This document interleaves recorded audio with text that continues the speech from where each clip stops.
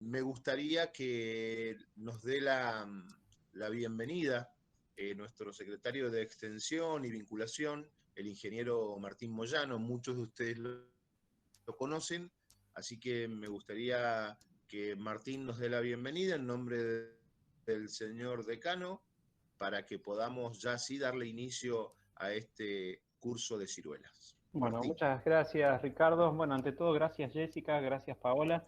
Como decía Ricardo, esto es, sale y es gestado dentro de lo que es el grupo de la Secretaría de Extensión y Vinculación. Agradecerle a Paulina Pulvirenti, quien hizo todas las gestiones para que Paola y Jessica pudiesen estar hoy aquí en nuestra casa de estudio exponiendo. Este es ya el cuarto webinar que hacemos en el año y la idea es estar comunicados y en temas que sean trascendentes para el desarrollo de nuestro sur mendocino. Nosotros tengamos presente que la Facultad de Ciencias Aplicadas está cumpliendo 59 años de vida y su carrera insignia y emblemática fue Ingeniería en Industrias de la Alimentación para dar respuesta desde el punto de vista académico, científico y tecnológico a la industria que se desarrolla aquí en el sur de la provincia. La industria de la ciruela deshidratada es una de ellas, por lo cual esta charla va a enriquecer a la formación de nuestros futuros profesionales y también saber de la impronta que tienen las expositoras, ya que ellas han desarrollado toda su carrera profesional en base a lo que es la ciruela deshidratada. Sin más que agregar, así ya Ricardo hace la presentación de la trayectoria de cada una de las expositoras, es agradecerles a todos el tiempo y recordar que la Facultad de Ciencias Aplicadas no solamente ofrece las carreras de grado y de pregrado, sino además carreras de posgrado y también servicios a la industria a través del CETIA, no solamente servicios desde la parte analítica, sino también en todo lo referido a gestión y certificación de normas, por lo cual se hace un complemento no solamente de la parte académica, sino también darle al industrial una respuesta a las dudas que se le vayan generando en sus procesos productivos. Como referentes del conocimiento en el sur de la provincia, les vuelvo a decir de que la facultad tiene sus puertas abiertas para todos aquellos que quieran plantear sus inquietudes y tanto desde los laboratorios, planta pilotos y los grupos de trabajo que se han desarrollado, podemos dar respuestas a inquietudes que tiene el sector industrial. Así que sin más, nuevamente gracias Jessica, gracias Paola. Ricardo, dejo en vos la presentación de rigor y bueno, después de la charla se harán la lectura de las preguntas a través del chat, aquellos que tengan dudas. La idea es que silenciemos todos los micrófonos, cosa de que no generemos el ruido ambiente y que las expositoras puedan explayarse sin ningún problema. Ricardo, todo tuyo, así que adelante nomás. Muy bien. Muy bien, bueno, gracias Martín. Bueno, ustedes saben que como yo les comentaba en un principio, el 100% de los trabajos que hacemos en la facultad son para la sociedad sanrafaelina. Por eso la municipalidad de San Rafael, en este caso en nota o en pluma presentada por la concejal Pamela Torres del bloque Frente de Todos, solicitó al presidente del Honorable Consejo Deliberante declarar de interés educativo, comunitario y social el webinar Elaboración de ciruela deshidratada y controles de calidad. Como ustedes saben, este seminario se está llevando a cabo entre la Secretaría de Extensión de la Facultad de Aplicadas, el Instituto Nacional de Tecnología Agropecuaria, el INTA de Rama Caída y el Clúster de Ciruela Industria de Mendoza. Vamos a disfrutar en 25 segundos más cuando yo pueda salir de esta pantalla y entrar en la otra para contarles a ustedes quiénes son las personas que nos van a brindar esta charla que realmente para nosotros es de suma importancia. Así que quien nos va a dar, no sé cómo está dispuesto el orden de las chicas, pero yo las presento a las dos y bueno, no sé quién arrancará. Vamos a hablar de la ingeniera química Delia Paola Urfalino, ¿sí? Es doctorado, tiene un doctorado en ciencia y tecnología de alimentos, maestría en tecnología de los alimentos, es ingeniería química, como les dije hace un rato, actualmente es la coordinadora de la plataforma de innovación territorial de ciencias de los ríos Atuel y Diamante. Tiene un currículum realmente maravilloso, pero bueno, creo que la idea es que la escuchemos a ella con lo que sabe de ciruela. Y también vamos a escuchar a Jessica Warlock, licenciada en bromatología, una de las carreras que dictamos en nuestra facultad y que creemos que son de vital importancia para llevarse a cabo todo lo que nosotros nos dedicamos a los alimentos.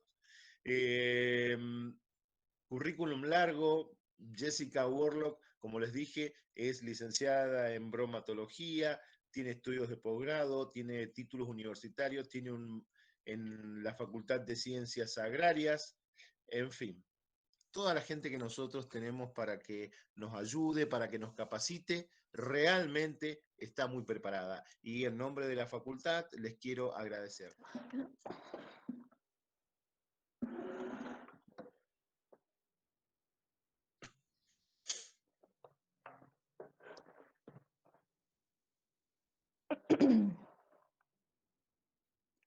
Bueno, empezamos entonces. Miren, el tema que hoy estamos convocados acá, bueno, con lo que es la ciruela industria, es muy importante para nosotros, para nuestra zona y para la Argentina en general. Por ahí uno pierde de vista lo importante que es y el impacto que tiene a nivel mundial. Entonces, por eso la idea era poner como una introducción un poco a dónde estamos parados como país. Nosotros somos actualmente el cuarto productor mundial de ciruelas Dagen, y estamos en tercer lugar en lo que es exportación.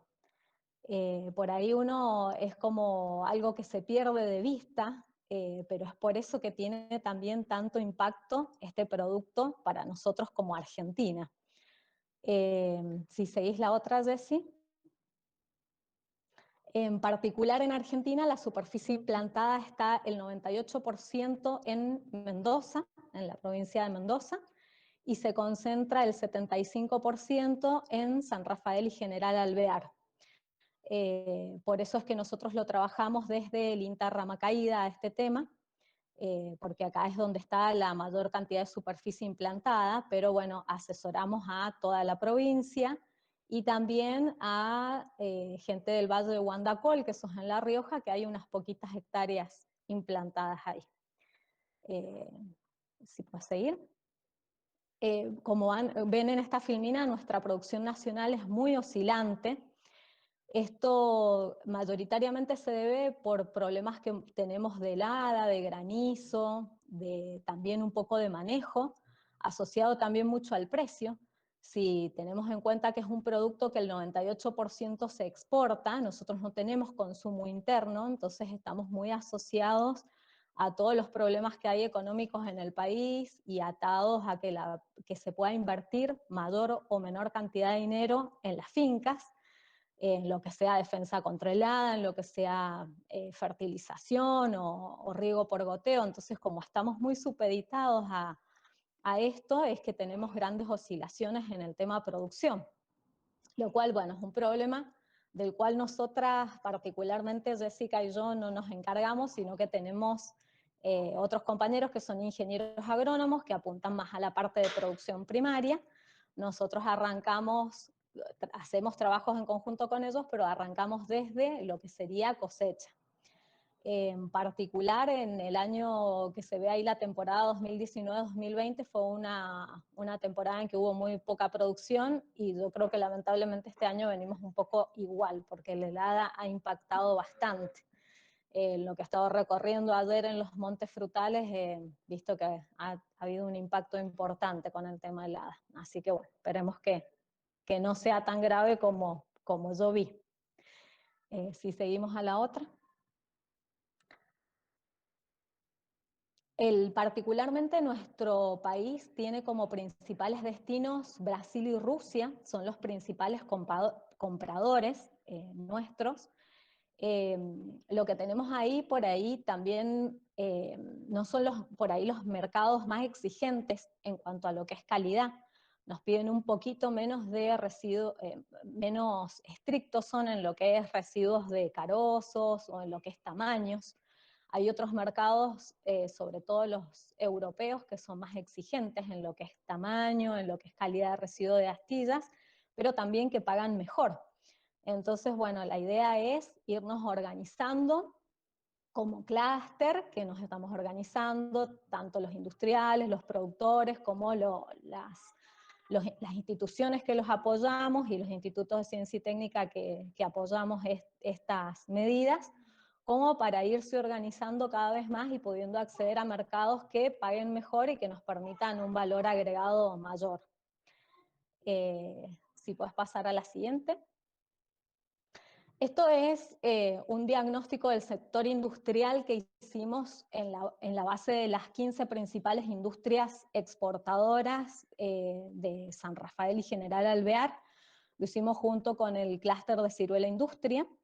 Y salieron como principales problemas en lo que es el sector industrial el tema del elevado costo energético, el tema de los parámetros de calidad para satisfacer estándares internacionales que son cada vez más exigentes, justamente como les comentaba, en estos mercados que pagan más, y que por ahí nosotros, bueno, estamos teniendo algunos problemas en lo que es, por ejemplo, fragmentos de carozo, en lo que es conservantes, en lo que son daños en piel, por ejemplo, con el tema de granizo.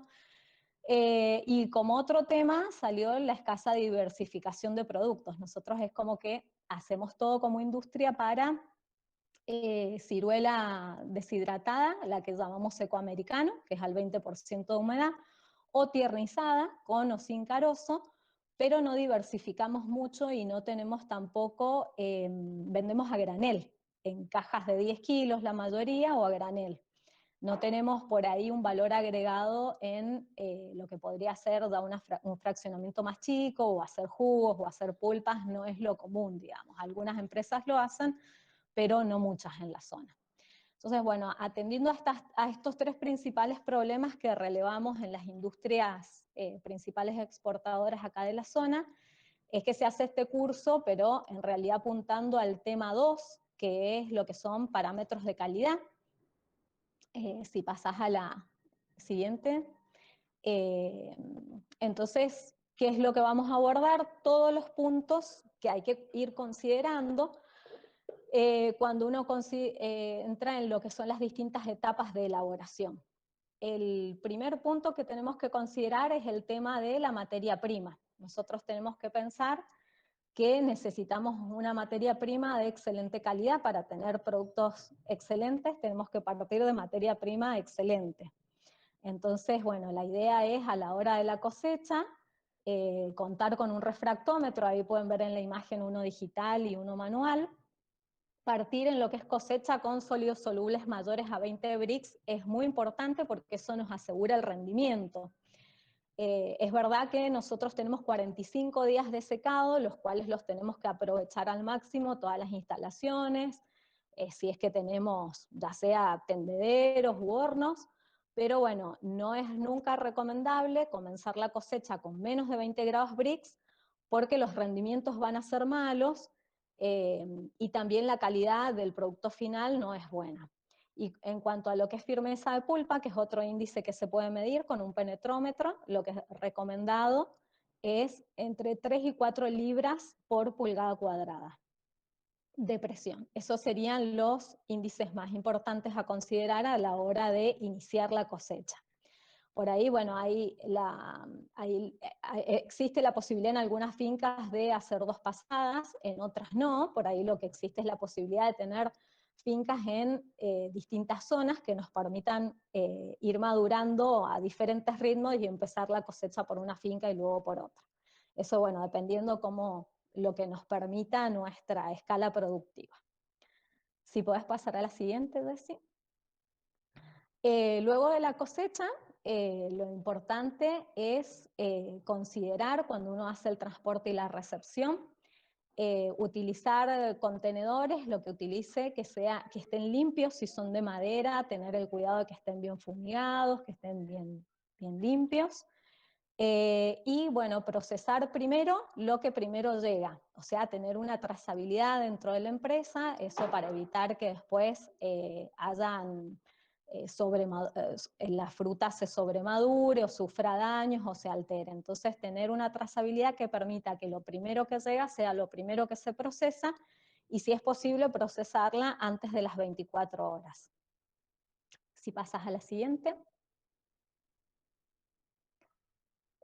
Con respecto a los controles que se realizan a la materia prima, esto pensando que vaya a una fábrica, digamos, no en un secadero solar, por ahí no, cuando lo hace el productor no tiene estos controles, sino pensando ya en fábrica, se tiene un encargado que tiene que realizar los controles a la materia prima, y que los controles que realiza habitualmente es un control visual, en donde pone el porcentaje de fruta que hay verde, en estado óptimo de madurez o sobremaduro, en el cual miden los grados Brix y la presión con que está llegando esa materia prima, y donde se fijan el tema de tamaño que están recibiendo. El tamaño, esta tablita que está abajo, es para fruta que tenga 25 grados Brix.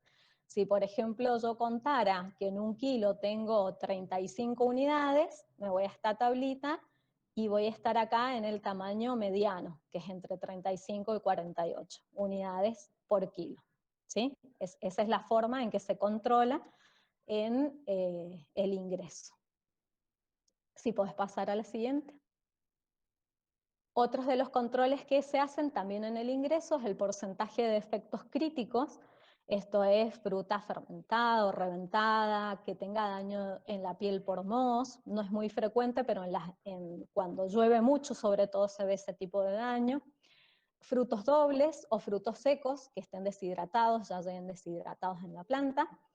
Lo que es daños en piel graves, que son los mayores a 5 milímetros, también se calcula el porcentaje. Lo que sería cicatriz lateral, roturas, granizo, russet, daños mecánicos que puedan sufrir en la misma cosecha. Lo que es daños de piel leves, que son con menor tamaño, los mismos que antes. Y lo que es el porcentaje de impurezas. También esto depende mucho cómo se haga la cosecha. Por ahí, cuando la fruta se hace una cosecha manual y se golpea la fruta, viene mucho porcentaje de palos, ramas, que después complican el tema de lo que es la elaboración, porque hay que sacarlos para entrar en proceso. Si puedes seguir a la siguiente. La etapa que sigue es la etapa de limpieza y lavado. Estos son fotos de industrias locales, en lo cual lo que hay que considerar en esta etapa particularmente es cambiar el agua, si es posible, cada 4 horas. También depende mucho de la calidad de la materia prima y de cómo venga cosechado ese recambio. Un poco la empresa lo puede ir viendo y considerando de acuerdo a la calidad de la materia prima que va recibiendo. Si pasas a la siguiente. El tema del tamañado, esta etapa hay veces que se realiza y veces que no en la industria local. Si se cuenta con esta posibilidad, es una posibilidad interesante, porque a la hora de después entrar en los hornos, uno puede clasificar por hornos en donde maneje fruta de un calibre chico y hornos en donde maneje fruta de un calibre mayor, y permite tener un producto más homogéneo.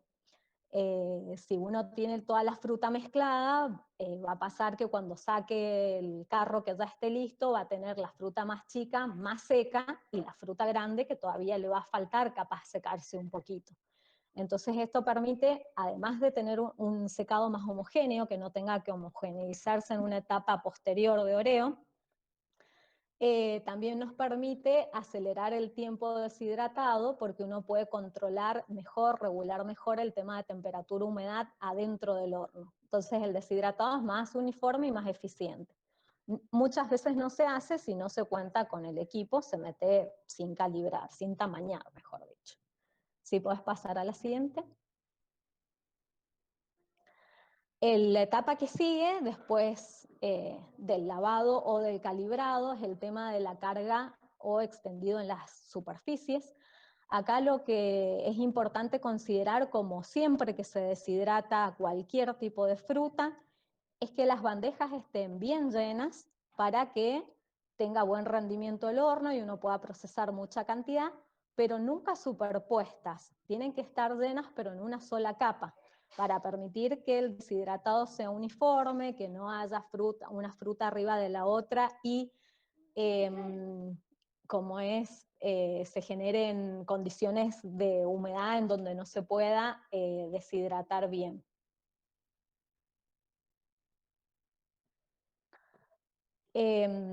Estas consideraciones son tanto para lo que es la fruta secada al sol como en horno. La bandeja siempre bien llena, pero en una sola capa. Si podés pasar a la siguiente.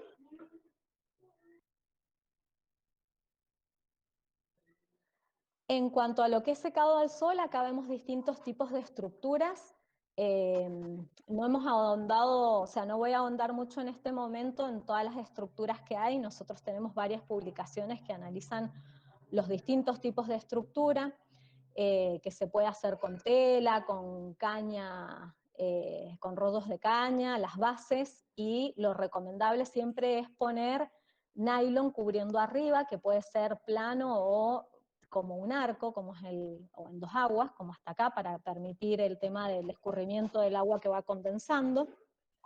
Siempre considerar el tema de distribuirlo en una capa, y estos valores que hay acá son de ensayos que nosotros hemos realizado, en los cuales podemos ver que con cobertura la temperatura de deshidratado se aumenta. En temporada en Mendoza, San Rafael, hemos llegado hasta 66 grados de temperatura máxima a medir, mientras que sin cobertura a 43 grados. Entonces siempre es bueno tener una cobertura para acelerar el proceso.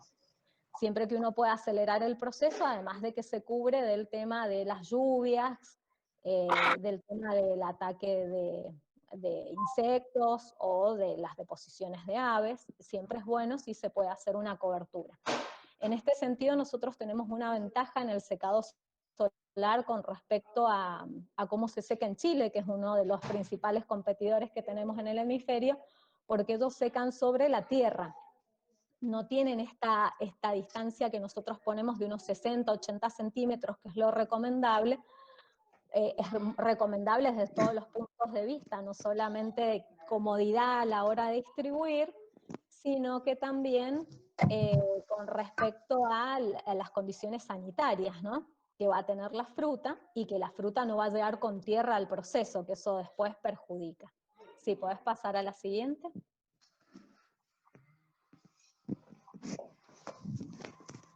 Con respecto a lo que es deshidratación en horno, generalmente acá podemos ver distintos hornos que tenemos en la zona. La mayoría de los hornos son a gas. No hay muchos hornos a leña, pero hay algunos a leña y otros a biomasa. Las consideraciones que los hornos típicos de nuestra zona son la mayoría hornos a contracorriente, que ya más adelante lo voy a explicar cuál es la diferencia con los hornos que suelen usar en Estados Unidos, que también es es el principal productor mundial, que son en corrientes paralelas. Y bueno, la consideración que tenemos que tener, igual que en el secado solar, que las bandejas estén llenas, y trabajar con temperaturas apropiadas, que ahora más adelante vamos a hablar cuáles son las temperaturas óptimas de secado en horno. Con respecto a lo que son las bandejas, la mayoría de nuestras bandejas son de álamo, en lo que es Argentina. Hay algunos hornos que tienen bandejas plásticas, que tienen que ser de plástico virgen, no plástico reciclado, para que puedan soportar altas temperaturas de proceso. El tema acá en las bandejas, la consideración que hay que tener, si son bandejas de álamo, que estén lo más sanas posibles, que no estén deformadas, porque el aire se va a canalizar por el espacio que sea más fácil. Si uno tiene una panza, está panseada de tanto uso, por ahí donde haya más espacio es por donde el aire va a pasar y va a secar más esa fruta. Entonces, tanto en las bandejas de álamo como en las de plástico hay que tener la consideración de que la distribución del aire sea lo más pareja posible. Entonces, tener bandejas sanas, y si uno las hace de plástico, tienen que tener un diseño particular, no pueden tener una superficie que esté tapando y que no permita la llegada del aire a la fruta. Ha pasado, por eso se los comento, nos ha pasado con gente que ha estado tratando de cambiar de un sistema al otro y que han mandado a hacer una bandeja sin ranuras, entonces no permite el paso del aire y la fruta no se seca bien. O sea que hay que considerarlo a eso. Y el tiempo de secado en horno, en sol me olvidé decirles, es entre 5 hasta 10 días, dependiendo de las condiciones climáticas. Nos pasó un año que no era usual, pero llovió muchísimo y estuvo casi 3 meses tendida al sol, lo cual no es nada bueno, digamos. Pero lo ideal, lo común en sol es entre 5 y 10 días, y en horno lo común es entre 16 y 25 horas que tenga un carro adentro de todo el túnel, desde que entra de una punta hasta que sale de la otra, tiene ese tiempo de residencia o de permanencia dentro del túnel. ¿Por qué es tan distinto ese 16 a 25? Depende mucho del largo del túnel, porque hay muchos diseños diferentes, mismo acá en Argentina. Hay hornos que son de 10 carros, otros que son de 16, que es lo más típico, digamos, en la zona, y también depende mucho de la aislación de los hornos, si tienen una buena aislación en sus paredes, en el techo, si estamos haciendo recirculación de aire o no, y con qué temperatura estamos trabajando. Si podés pasar a la siguiente. Esta es una foto del horno que tenemos nosotros en nuestra planta piloto. Nosotros tenemos una planta piloto y un laboratorio en donde hacemos los ensayos, primero al laboratorio en hornos chicos y después pasamos a este horno de la planta piloto que está hecho dentro de un contenedor. La idea es simular las condiciones prácticamente como en industria, tiene una capacidad de 2 toneladas, usa el mismo quemador que en industria, y como nosotros lo tenemos todo automatizado, nos manda señales de peso, de temperatura, de humedad a la PC, entonces nos permite hacer las curvas de secado y ver las condiciones óptimas de deshidratado. La idea de esto, nosotros hacemos siempre los ensayos, primero en escala laboratorio, después en planta piloto y después en una industria. Como gracias a Dios, bueno, todas las industrias tienen siempre sus puertas abiertas y hemos podido hacer este escalamiento de los ensayos y nos permite ver que efectivamente las medidas que estamos tomando puedan ser escalables. Porque por ahí pasa mucho que cuando uno está en investigación se queda con escalas chicas que después en la práctica no se pueden llevar a cabo. Entonces es muy importante poder escalar los ensayos. Si podés pasar a la siguiente, Desi. Esto como para contarles un poco cómo son el funcionamiento de los hornos. Yo les comentaba que en Argentina se usa mayormente el deshidratado en contracorriente. En nuestro horno de la planta piloto podemos usar las dos formas de una manera fácil.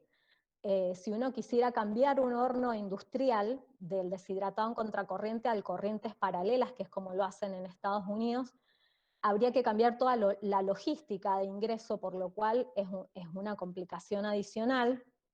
Y bueno, muchas veces nos pasa que nosotros queremos copiar lo que hace Estados Unidos, pero sin saber si está bueno copiarlo o no. Entonces, hemos hecho los ensayos correspondientes para ver si convenían o no el cambio de la logística, y bueno, ya se los muestro un poquito más a continuación, pero les cuento ahora cómo es el funcionamiento de la configuración en contracorriente. Lo que uno hace es llenar el carro, si ven acá, no sé si ven mi mouse, ¿se ve? Si yo lo muevo, Jessy. Bueno, acá está el ventilador por donde sale el flujo de aire caliente, es la flecha roja, ahí sería donde el aire está a la mayor temperatura y la menor humedad. Sale el aire recién caliente, y se encuentra con un horno repleto de carros con todas sus bandejas cargadas de ciruelas. Lógicamente al carro que está pintado en violeta le va a estar llegando la mayor temperatura, el aire con mayor temperatura y menor humedad, entonces va a ser el que primero esté listo y va a salir por esta punta el carro con la ciruela seca. Cuando este carro sale con la ciruela seca, del otro lado se repone un carro con fruta fresca. O sea que el sentido de los carros es contrario al sentido del aire. Y siempre va a salir primero el carro que está sobre la punta de mayor temperatura y menor humedad. En este sentido, para la configuración contracorriente, nosotros hemos hecho varios ensayos en la planta piloto, que bueno, ahora no se los voy a presentar, y también en industria. Les voy a presentar directamente los resultados para que no se haga tan largo. Después, si los quieren ver, están publicados en libros, en publicaciones que son todas públicas, están todas en internet. La temperatura que hemos hallado como óptima entre la fruta es alrededor de los 85 grados y la humedad mínima que es 10%. Esto es muy importante considerar que sean ambas condiciones, no solamente la temperatura, sino la humedad lo que hay que controlar, porque muchas veces se produce sobresecado, la fruta se hincha, se quema, y uno piensa que es por el exceso de temperatura, y en realidad el problema es que uno tiene que considerar ambos parámetros, temperatura y humedad, dentro del control entre la fruta. Si uno asegura que la humedad mínima sea de un 10%, puede trabajar con altas temperaturas y secar mucho más rápido.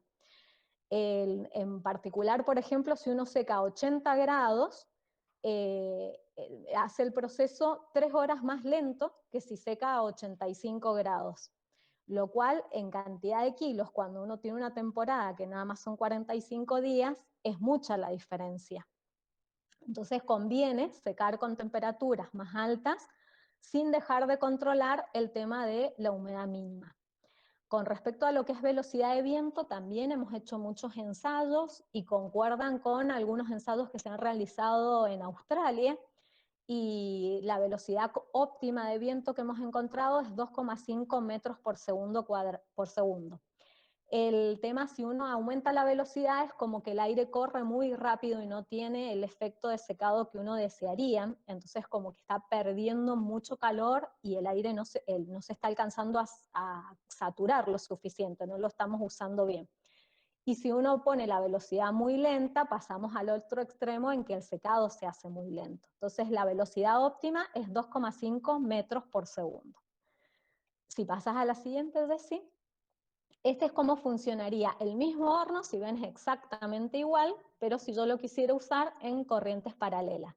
La diferencia es que voy a tener que entrar por la otra punta, no puedo llenar el horno y pretender que salga por el otro lado, porque si lo lleno siempre sale como corriente contracorriente. Entonces tengo que poner un solo carro con fruta fresca y dejarlo una cantidad X de horas frente al flujo de aire caliente. Esta cantidad de horas depende mucho del largo del túnel y de cómo esté aislado, pero es una cantidad de horas entre 1 y 5 horas tiene que permanecer ese carro solito en ese lugar para ya haberse deshidratado bastante cuando ingresa el carro siguiente, que también tiene que tener un tiempo de permanencia frente al quemador.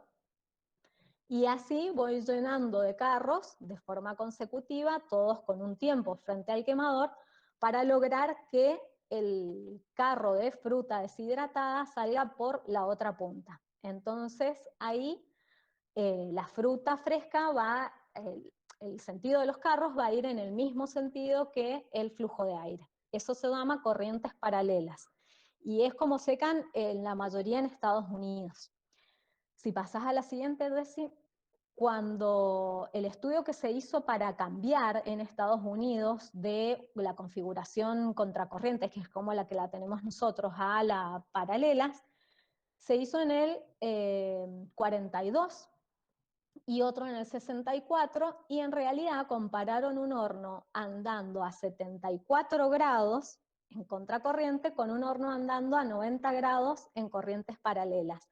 y les dio que había diferencia, entonces que era mejor el de corrientes paralelas, pero si uno ve, han comparado cosas diferentes. Uno no puede comparar un horno andando a 74 grados con uno a 90. Si uno hace una comparación, tiene que comparar los dos sistemas andando a la misma temperatura. Entonces, todas las consideraciones que salen de ahí, en realidad son consideraciones no válidas porque uno ha comparado distintas cosas. Por lo cual nosotros repetimos estos ensayos, tanto en planta piloto como en industria, y bueno, terminamos viendo que no era en realidad la capacidad del horno, si uno lo tiene andando bien, de cualquiera de las dos maneras, en corrientes paralelas o en contracorriente, tiene la misma capacidad de secado. O sea que no sería beneficioso uno sobre el otro con respecto a la capacidad de secado, no es que se aumente por cambiar el sistema. Cada uno tiene sus ventajas y sus desventajas. Podemos ver acá que en el tema de contracorrientes, ese que dice CC, una ventaja es que uno no tiene que tener necesariamente todo el túnel lleno de carros. Cuando se empieza a terminar la temporada que uno no tiene con qué reponer, e igual el horno está en régimen si uno lo tiene medio vacío, siempre va a salir por el mismo lado. Si uno trabaja en corrientes paralelas, para que el horno no pierda el régimen, tiene que meter aunque sea un carro vacío. Y esto, bueno, es más engorroso en lo que es logística.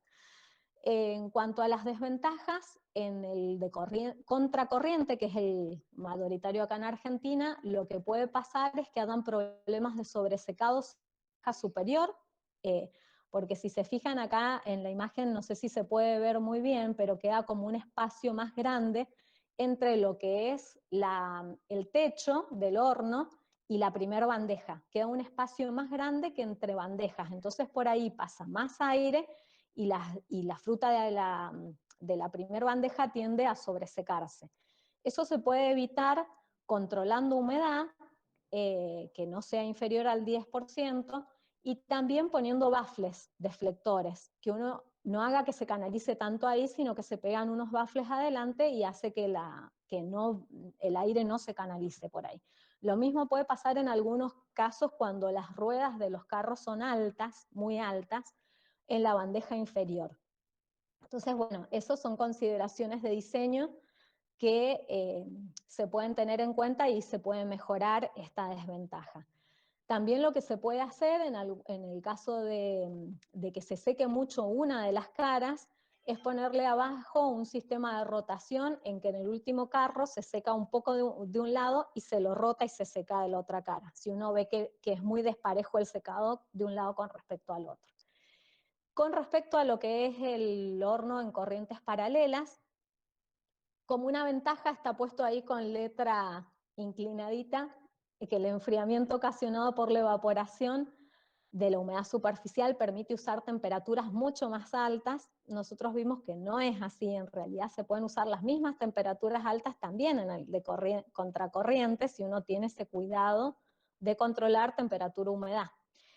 Y con respecto a las desventajas, sí pasa a veces que, sobre todo cuando la fruta está muy madura, ya hacia el final de la temporada, se ven daños en piel, si se puede ver ahí sobre las bandejas, hay como jugo pegado.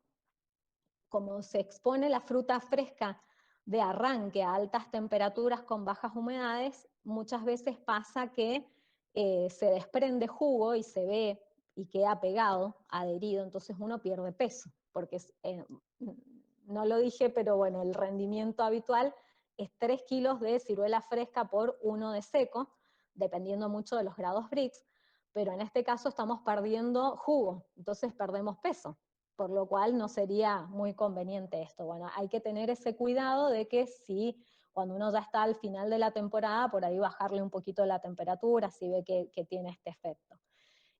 Otra de las desventajas es que, bueno, que hay que mantener el túnel lleno de carros, aunque estén sin frutas, para que el régimen quede automatizado y no se dé vuelta el flujo de fruta. Si pasás a la siguiente, Desi. Estos son algunos de los gráficos que hemos tenido. No les quise poner todos los gráficos para que no sea tan pesada la presentación, sino más las conclusiones. pero nosotros tenemos sensores, que son unos sensores como que fueran una pila, chiquititos como una moneda, que los ponemos entre la fruta, y los pasamos de una punta a la otra de los hornos. Esto nos sirve tanto como para hacer los ensayos nosotros, como para ofrecer servicios a las empresas para que puedan monitorear sus hornos y sepan cómo están trabajando. Dentro de los ensayos que hicimos, estos en particular son de mi tesis doctoral, vimos cómo evoluciona la temperatura si uno pone un carro en una punta y lo saca en la otra con ese sensor. Se puede ver cómo la fruta, la temperatura del aire entre la fruta va aumentando, alcanza la temperatura de 80 grados a las 12 horas, cuando es en el caso de contracorrientes, mientras que en el caso de corrientes paralelas, que es el que está al lado, la temperatura de 80 grados la alcanza a las 2 horas. Lo que se puede ver ahí como pulsos, porque cada vez que va entrando un carro nuevo al sistema, se baja la temperatura y aumenta la humedad y se vuelve a subir. Entonces se ve como en saltos, tanto en los gráficos de temperatura como abajo el gráfico de humedad. Empieza bajando muy rápido la humedad y sube cuando entra un carro nuevo al sistema. En el otro es como que tiene un perfil que es más constante, tanto el ascenso de la temperatura como la disminución de la humedad.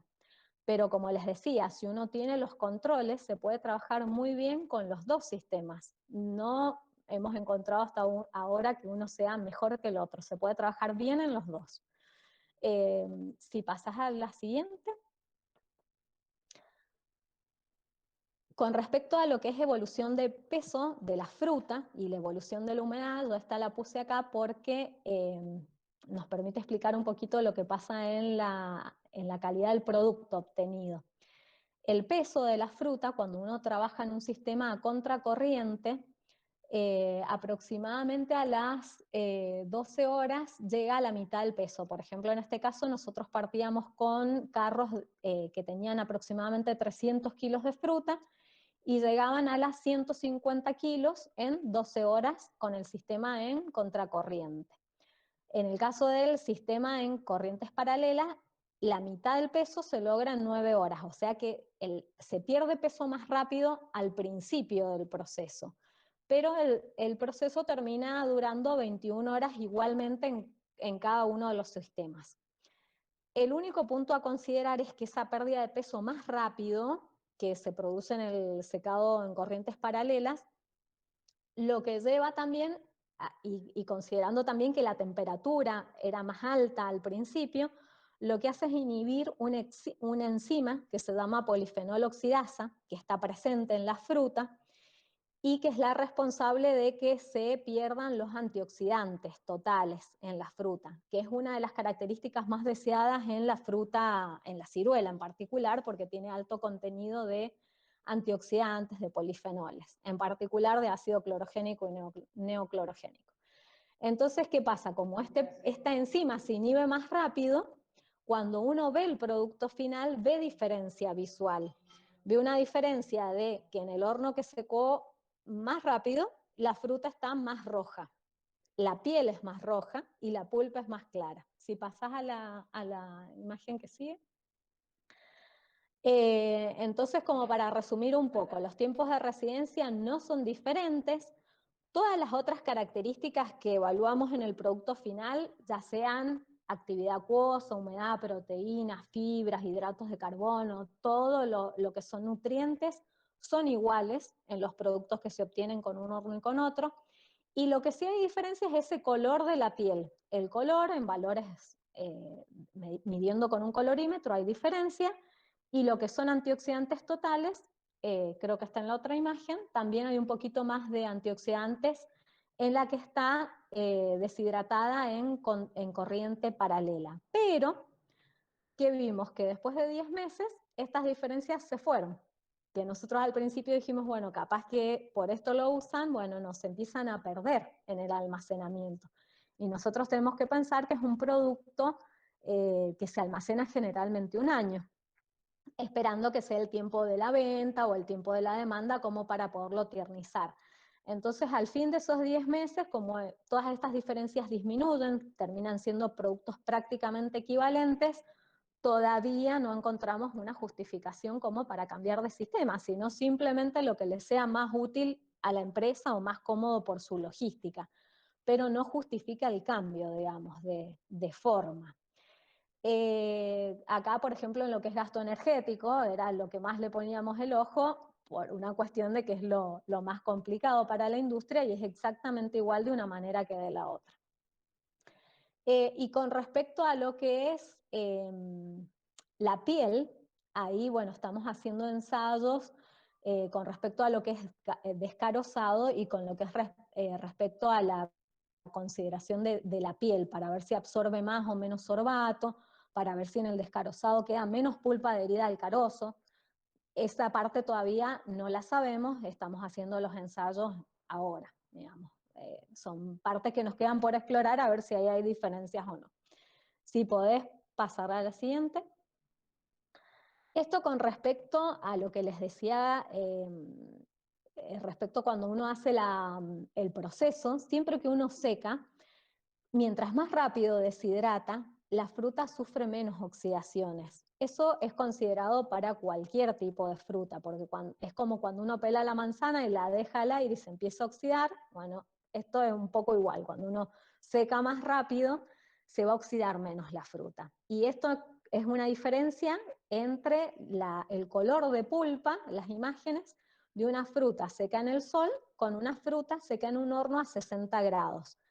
Lo hicimos a 60 grados porque es el máximo de temperaturas que uno podría alcanzar en el sol, pero en el sol tiene que pensar uno que tiene 60 grados y después disminuye porque, bueno, el sol se va, se hace de noche y todo el sistema se enfría.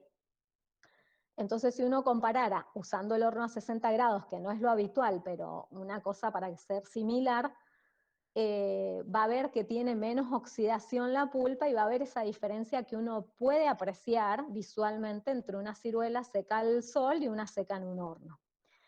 De acuerdo a esto también, bueno, no solamente los parámetros de color van a ser diferentes, sino también el tema de los antioxidantes van a ser diferentes también, porque se van a haber perdido más al hacerse un proceso mucho más largo de secado. Y acá podemos ver con respecto, en un horno están las pulpas deshidratadas a diferentes temperaturas, a 80, 70 y a 60. Igualmente, si uno tiene horno, siempre la recomendación, esto es más allá de ser un ensayo, es secar a altas temperaturas, controlando humedad para hacerlo rápido. Entonces uno lo hace rápido y puede secar más cantidad de kilos y amortizar más los hornos y reducir también el tema de mano de obra. Si pasas a la siguiente. Esto con respecto a la piel. Son análisis de piel en una ciruela seca al sol y una ciruela seca en el horno. Si pueden ver acá, por microscopía puede observarse la diferencia. La piel está dañada en la ciruela seca al sol porque ha estado expuesta más tiempo al proceso de secado. No es un daño y todo lo contrario. Si un productor me dice que hago seco al sol o la vendo así en fresco, sequela al sol porque tiene la posibilidad de agregarle un poco de valor y vender en el momento que sea más adecuado. Si tiene la posibilidad de juntarse entre varios y secarlo en un horno, bueno, genial, pero si no, secarlo al sol también es muy válido. El tema es que hay que tenerlo en cuenta, sobre todo en la industria, el origen de la fruta, porque es diferente como hay que procesarla, porque no toma la misma cantidad de agua una piel que está dañada o más porosa que una que está más lisa, más uniforme, y tampoco absorbe la misma cantidad de conservantes. Ni hay que tiernizarla igual, todo el proceso cambia. Entonces lo que hay que tener sí es trazabilidad, ver de dónde viene, cuál es el origen de la fruta, cómo se secó, y en base a eso la industria puede procesarla de la manera que corresponde. Eso sí, pasas a la siguiente, Jessie. Bueno, así que como resumen de esta parte, cuanto más largo es el proceso de deshidratación, la calidad del producto final es como tiende a deteriorarse un poquito más. Cuando nosotros se nos hacen procesos muy, muy largos de deshidratado, la calidad se reduce. Entonces, si vamos a apuntar a lo que es el secado solar, tratar de ponerle nylon y de hacer las formas en que uno pueda acelerar el proceso lo máximo posible. Y bueno, si va a trabajar en horno, usar las temperaturas más altas, con la velocidad adecuada, que es la de 2,5 metros por segundo, y sin dejar de controlar la humedad para no tener esos problemas de que la fruta se queme o largue jugo de más o esos problemas asociados. Ahora, yo no sé si han hecho preguntas en el chat, si quieren preguntar algo hasta acá, o seguimos con la parte que continúa, que la va a seguir Desi. Y hacemos las preguntas al final. ¿Querés seguir vos, Desi, y hacemos todas las preguntas al final? Sí, ¿ahí me escuchan? Sí. Que tuve que salir de la presentación para poder habilitar el micrófono. Bueno, posteriormente, una vez que las ciruelas salen del horno, continúa lo que es el raspado de las bandejas.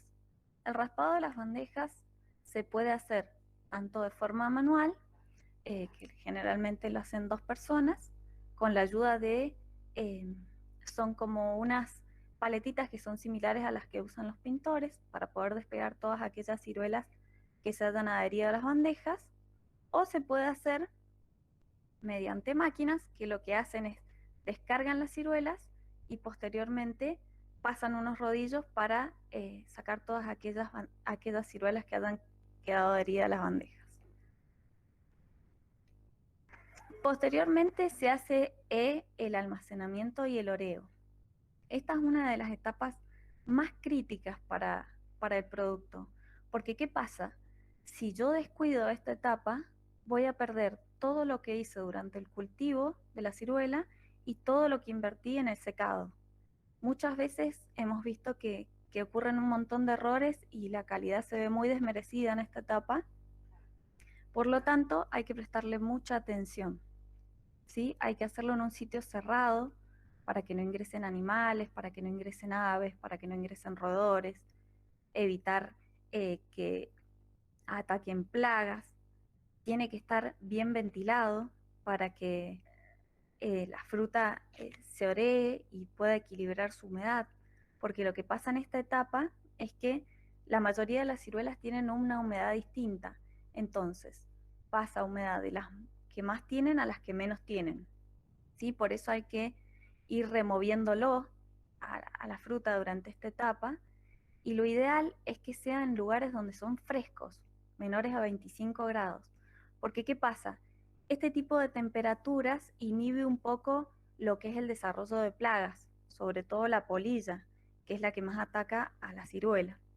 Entonces, si nosotros logramos tener temperaturas bajas, podemos inhibir un poco lo que es el desarrollo de las larvas y la eclosión de los huevos. Y también el tema de la oscuridad también favorece porque a estos bichitos no les gusta la oscuridad. Tiene que ser en sitios alejados de fuentes de contaminación, porque acuérdense que este producto es un alimento, entonces hay que tener mucho cuidado. Tiene que ser un sitio exclusivo para almacenar estos productos, no tiene que estar en contacto con productos químicos, con naftas, aceites o cualquier otro tipo de productos. Siempre antes de iniciar la temporada debería hacerse un proceso de limpieza, higienizar todo el lugar. Si es necesario, fumigarlo. Eso se puede hacer con fosfuro de aluminio, el cual viene en pastillas que liberan fosfina en contacto con el aire. Y la única precaución que hay que tener en cuenta es que hay que colocarlos dentro de vasitos para que una vez que el producto se ha consumido, todo el residuo que queda dentro del vasito y eso después se descarta. Lo interesante que tiene este producto es que no deja residuos sobre el alimento y no tiene problema, digamos, de que haya que dejar el producto un tiempo sin consumirlo ni nada. Es totalmente inocuo, se usa en granos también, así que bueno, en caso de necesitarlo, se puede fumigar con fosfuro de aluminio, que lo que hace es trabajar como insecticida y rodenticida. También para el control de roedores hay que tener un control fuera del edificio y dentro del edificio. En el exterior del edificio se hace con cajas con cebos, que tienen que tener un buen mantenimiento, siempre hay que numerarlas, tienen que estar adheridas a las paredes del establecimiento para que no se vayan a perder o se vayan a mover. Y en el interior del lugar donde se hace el almacenamiento, lo ideal es poner trampas con pegamento en la parte interna. Es muy importante en esta etapa que la humedad de la ciruela sea la adecuada. Si la humedad de la ciruela supera el 25%, yo puedo llegar a tener problemas de fermentaciones y problemas con los hongos. Entonces, siempre hay que almacenar el producto por debajo de 25%. Lo que nosotros hemos visto en nuestra provincia que sucede con estas parvas es, por ejemplo, nosotros si tenemos 24% de humedad en la parva, que con el transcurso de los meses esa humedad cae un 2, un 3% casi todos los años. En una sola temporada tuvimos muchas lluvias, que fue la única en donde la humedad de la parva subió.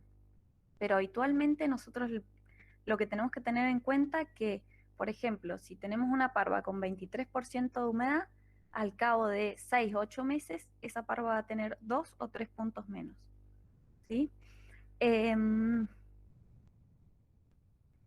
Esto es lo que yo les contaba con respecto a que hay que tener mucho cuidado con esta etapa.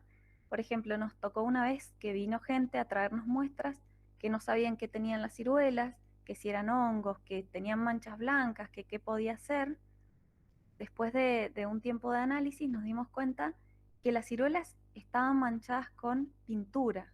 O sea, imagínense, estuvieron pintando el lugar del almacenamiento mientras tenían las ciruelas en ese lugar. Entonces, todo lo que se invirtió en el cultivo y todo lo que se invirtió en el secado se ve perdido, porque así quedaron las ciruelas todas pintadas y eso ya no se puede consumir. Ahí en una de las imágenes les mostraba la pérdida de la humedad, que es del 2 al 3%, y lo que se hace en parvas cuando son muy grandes, lo que hemos visto nosotros es que se ponen pallets en la parte inferior y después se ponen bandejas para colocar recién ahí la fruta, para que de ese modo la parte inferior de la parva pueda tener cierta circulación de aire. Inclusive se ponen caños de PVC agujereados para que de algún modo pueda ingresar oxígeno a la parva y esta no quede la parte de abajo húmeda y que pueda llegar a tener problemas de fermentaciones o de crecimiento de hongos. Lo ideal es removerla cada tanto, remover esta parva para que la parte de abajo, que generalmente es la que más problemas tiene porque es la que recibe todo el peso, ¿sí? Y no está en contacto con el aire, no se humedezca y no haya desarrollo de hongos. En el caso de presentarse lo que es polillas, o ven en esta parte inferior hay una pupa de la polilla, se puede fumigar con fosfuro de aluminio. El único cuidado que hay que tener es de colocar las pastillas en los recipientes para que no quede la ceniza en el producto, y eso se tiene todo cerrado el lugar y se deja un par de días, que luego se puede ventilar para volver a ingresar y poder ingresar al lugar sin tener problemas de toxicidad. El tiempo máximo recomendado de los almacenamientos es 1 año, para no perder la calidad. Sin embargo, la ciruela se puede mantener en buenas condiciones 2 o 3 años sin ningún problema. Pero lo ideal es 1 año, porque la ciruela sigue perdiendo humedad y después se torna mucho más difícil para rehidratarla y al fin y al cabo uno, al perder humedad, pierde dinero porque pierde peso. Posteriormente lo que se hace luego del almacenamiento es que se clasifican las ciruelas de acuerdo a su tamaño, ¿sí? Pasan por una máquina calibradora que tiene bandejas vibratorias que tienen pequeños orificios. Son pequeños en el inicio y grandes al final. Entonces lo que hace al vibrar este equipo es que se van separando en distintos tamaños, de los más chiquitos a los más grandes. El Comité de Exportadores de Ciruela de Mendoza realizó una tabla con los distintos calibres que dicen que el calibre más grande son 30 a 40 unidades por libra, y la más chiquitita es la industrial, que es más de 90 unidades por libra. Esto también viene en unidades por kilo, estas tablitas, pero las que más se usan son las de unidades por libra. Posteriormente, la ciruela se clasifica por sus defectos en piel. Esto se puede hacer con un clasificador láser o una cámara, que esto lo interesante que tiene es que tiene una gran velocidad de procesamiento, que en muy poco tiempo clasifica mucha cantidad de productos y las puede identificar por forma, por tamaño, por defectos en piel. Hace una inyección de aire neumático y las va sacando de la línea las que no quiere. Otro de los controles de calidad que se realizan en las ciruelas deshidratadas es la determinación de su humedad, que se puede hacer por un método indirecto, que se hace por medio de conductividad eléctrica. Este equipo es muy común en las industrias, es el de la DFA, y en el laboratorio nosotros realizamos la determinación de humedad por el método directo por destilación, que lo que hace es una destilación y el agua, todo el agua de la composición de la ciruela queda atrapada en una trampa que se llama de Dean-Stark y se lee en forma directa. Otra de las formas para medir la estabilidad de las ciruelas es la actividad acuosa, que lo que hace es medir el agua libre de la ciruela, y eso me va a indicar si yo voy a tener desarrollo de microorganismos o no. Es una de las más precisas para determinar la vida útil de un producto. Otro de los controles de calidad que se hacen en las ciruelas deshidratadas, que esto se puede hacer en forma manual o con los equipos láser, ¿sí? Son todos los defectos en piel. Se hacen los defectos críticos, si tienen fermentación o si tienen mohos. Se hacen defectos graves, como si está la fruta reventada, si hay frutos dobles. Si hay textura deficiente, porque puede haber fruta leñosa, vacía o con bolsas de aire. Daños en piel grave, que son los mismos que comentó Paola y que tienen un diámetro de 5 a 10 milímetros, o daños en piel leves, que pueden ser más chiquititos, ¿sí? Menores a 5 milímetros, que habitualmente son daños por granizo o cicatrices laterales, cicatrices por rotura en el proceso. Presencia de insectos también puede haber, eso se busca cualquier tipo de materia extraña. Se miden los calibres de las ciruelas, la humedad, la actividad acuosa y el control de humectación. Esto sirve para ver cómo va a responder el producto en la etapa de tiernizado, ¿sí? Generalmente lo que ocurre, por ejemplo, cuando yo tengo frutas almacenadas durante mucho tiempo, la humectación es mucho más difícil que cuando esa fruta ha sido almacenada, por ejemplo, durante una temporada. Esto es una vez que la fruta ya ingresa en la parte de procesamiento industrial. Habitualmente las empresas se dividen en dos partes. Una que realiza toda la parte del secado y la otra que realiza toda la etapa del tiernizado y el procesamiento industrial. Hay algunas industrias que lo tienen todo junto, pero habitualmente se divide en dos partes, ¿sí? Acá comenzaría lo que es el proceso más industrial. Lo que se hace con la fruta ya calibrada es, se limpia, primero en forma seca, puede ser mediante una zaranda vibratoria, que eso hace que todo lo que es palitos, piedritas, hojitas, pedúnculas, al vibrar caigan y se eliminen. Esto también puede venir con una aspiradora al vacío, que lo que hace es succionar todo lo que sea hojitas, palitos y materia extraña para dejar a la fruta limpia. Posteriormente lo que se hace es un lavado, que puede ser por medio de cilindros rotativos o por medio de lavadoras por cascada simple. Los dos tienen la función de limpiar la ciruela y a su vez hacen una prehidratación para que entre al tiernizador con un poquito más de humedad.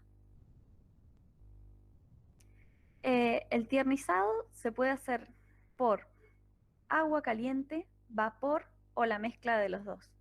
Lo que se hace en esta etapa es una rehidratación en donde se lleva la humedad de las ciruelas secas que estaban en condición natural, que tenían un 18, un 20% de humedad, se llevan a un 28 o un 34%. Más o menos, eso depende de cada industrial. A veces depende de los pedidos que tengan, se pide una humedad específica, entonces ese rango oscila entre el 28 y el 34%.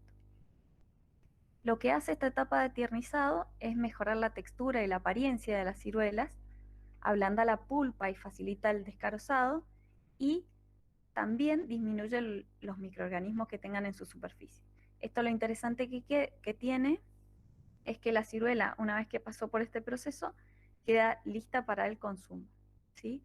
El tiernizador es como un túnel donde tiene una malla que se va desplazando en su interior y pasa por una cámara de vapor sobresaturado de agua. Este equipo trabaja habitualmente entre 90 y 100 grados y lo que hace es va rehidratando las ciruelas en un proceso que es lento. Dura 30 minutos aproximadamente y puede variar ese tiempo de acuerdo al tamaño de las ciruelas. Si las ciruelas son más chiquitas, necesita más tiempo, y si las ciruelas son más grandes, si las ciruelas son más grandes necesita más tiempo, y si las ciruelas son más chiquitas necesita menos. El tiempo también depende, de la humedad inicial de la ciruela, ¿sí? Si no va a ser lo mismo una ciruela que parte de 17% de humedad a una que parte de 23%. Cuando tenemos ciruelas muy secas, este tiempo se tiene que extender. También depende de la madurez y del método de deshidratación. Eso es lo que les contaba Paola hace un ratito, que por ejemplo las ciruelas que han sido secadas al sol se rehidratan más. Eso es algo que hemos visto nosotros porque tardan menos en rehidratarse, y nosotros consideramos que esto se debe a los daños en piel que tienen las ciruelas debido a los largos periodos de secado y a las oscilaciones térmicas que sufren, ya que en los análisis por microscopio que hemos realizado vemos que la piel está mucho más dañada que la ciruela que ha sido secada en horno. En caso de querer realizar esta etapa en forma casera, se puede hacer con una olla a cielo abierto, digamos, que dura aproximadamente 15 minutos. Esto depende del tamaño de las ciruelas y de la cantidad que nosotros coloquemos, o también puede hacerse en menor tiempo en una olla a presión, que dura aproximadamente unos 10-11 minutos. Siempre va a depender de si ha sido una fruta secada al sol, si ha sido una fruta secada en horno, del tamaño, son parámetros promedio. Es muy, muy variable de acuerdo a estas variables. El descarozado, estos son los equipos descarozadores más comunes que hay en nuestros mercados. La descarozadora cuenta con una tolva de carga en donde se colocan las ciruelas. Esta lo que hace es poner las ciruelas dentro de una cinta transportadora que es similar a una huevera, que no sé si la pueden ver en la parte inferior. Acá la tolva coloca las ciruelas en esta cinta transportadora. Posteriormente hay un cepillo que va barriendo el excedente para que en cada uno de estos espacios quede solamente una ciruela ubicada, y después viene un sistema que mediante un cabezal que tiene estos punzones que se ven acá a la derecha, descaroza las ciruelas, ¿sí? Estos equipos se dividen en dos, pueden ser totalmente mecánicos o electrónicos. Estos son los dos que se pueden encontrar actualmente en el mercado. La ciruela en esta etapa es muy importante, dos pasos previos que tiene que tener. Tiene que estar muy bien calibrada para estos equipos, y la temperatura de ingreso a estos equipos siempre tiene que ser entre 88, 90 o 86 grados. Es 88 más menos 2. nunca puede venir o más caliente o más fría, porque va a perjudicar la etapa de descarozado. Lo que se hace en algunas industrias es que a la salida del tiernizador, como salen con demasiada temperatura, se les da una pequeña lluvia de agua para enfriarla a la temperatura adecuada, unos 88 más o menos 2 grados, así ingresan con esa temperatura a la descarozadora. La capacidad operativa de estos equipos es muy variable según el calibre que se esté utilizando. Cuando se trabaja con calibres muy grandes o con calibres muy pequeños, esto se reduce la velocidad de producción. Lo ideal es trabajar con calibres medianos, es cuando mejor funcionan estos equipos. Acá a la izquierda se puede observar una descarozadora manual que nosotros tenemos en el laboratorio. Esto es por si alguien quiere descarozar en forma manual en su casa. Y también se puede realizar el descarozado mediante unas lapiceritas Bic que se le saca la parte de la tinta, y también se puede descarozar en forma manual con esos sistemas si se desea. Esta descarozadora es la única que es diferente a las anteriores. Esta descarozadora se llama Elliott, y lo que tiene esta es que, de interesante, es que permite procesar calibres muy pero muy pequeños. Son todos calibres industriales, es decir, mayores a 90 unidades por libra cada uno. Lo que hace es, la ciruela ingresa entre dos rodillos y se exprime el carozo hacia afuera. Lo malo que tiene este equipo es que daña la forma de la ciruela, pero lo bueno que tiene es que permite descarozar calibres que los otros equipos no podrían descarozar. Es bastante común verla en las industrias y generalmente se tienen por ejemplo, 4 descarozadoras de las anteriores y una de estas para que todos aquellos calibres muy chiquitos se desvíen a esta descarozadora. Una cosa importante que es necesario destacar es que ninguno de estos equipos descaroza la ciruela con tolerancia cero. ¿Qué quiere decir esto? Que a todos los equipos se les escapa o fragmentos de carozo o algún carozo cada tanto, ¿sí? Entonces esto siempre siempre se pone una tolerancia a los carozos, que generalmente es de 0,5%, y hay que realizar una inspección posterior a la etapa de descarozado para saber cómo está funcionando ese equipo. Después de la salida de la descarozadora, lo que se hace es, se miden los calibres de la ciruela, qué humedad está teniendo la ciruela a la salida del equipo, y se ven los porcentajes de los defectos. Por ejemplo, se ve si salen carozos sueltos, ya sea enteros, partidos, o si tienen pedacitos de pulpa o hilachas de pulpa. Se ve si sale la ciruela con el carozo adentro, que puede estar también entero o partido, o, por ejemplo, las hilachas solas de la ciruela que no forman un medallón, es decir, que la descarozadora las está rompiendo.